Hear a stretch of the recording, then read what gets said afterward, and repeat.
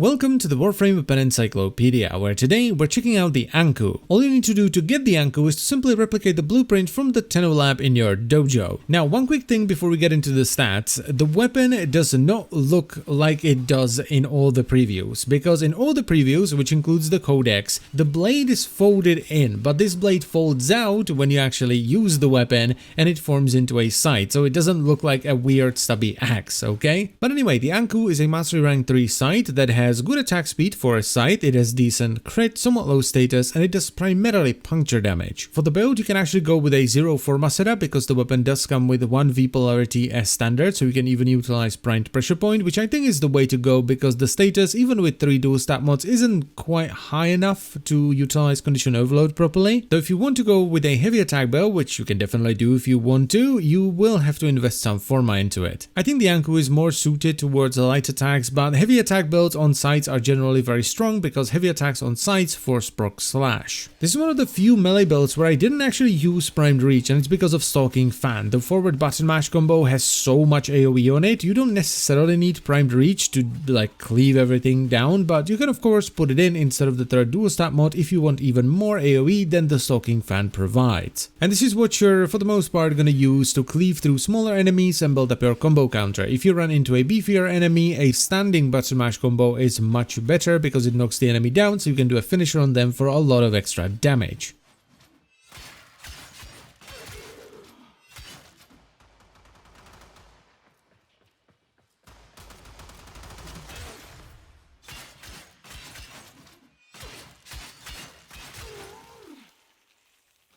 This is a surprisingly fun weapon for something you can get as early as Mastery Rank 3, though that is mostly due to Stalking Fan being a good stance. The standing button mash combo has a lot of DPS, so you use that for single target. The forward button mash combo is very fluid and it has a lot of AoE, so you can use that to cleave stuff down. And the first hit of the forward block combo has a really nice dash, so you can use that to zoom around the battlefield. But when you just look at the Anku on its own, it's just okay, it's nothing to write home about, it's nothing spectacular, it's just a cool sight that you can get very early on. It is in fact, at the time of recording of this video, the earliest sight you can get, with the next one being Ether Reaper at Mastery Rank 4. So I wouldn't necessarily recommend it because the weapon itself is great, because the status is somewhat low, the base damage is somewhat low, and the base damage type, which is mainly puncture, isn't great either, but because it's the earliest sight you can get, so you should definitely try it out to see whether or not you like sights, and you might want to get some of the better ones later on. And if you're a more advanced player, there is really no reason for you to pick it up outside of Mastery. And as always guys, I thank you very much for watching, I hope you've enjoyed the video and it was helpful, and I'll see you next time. Bye bye.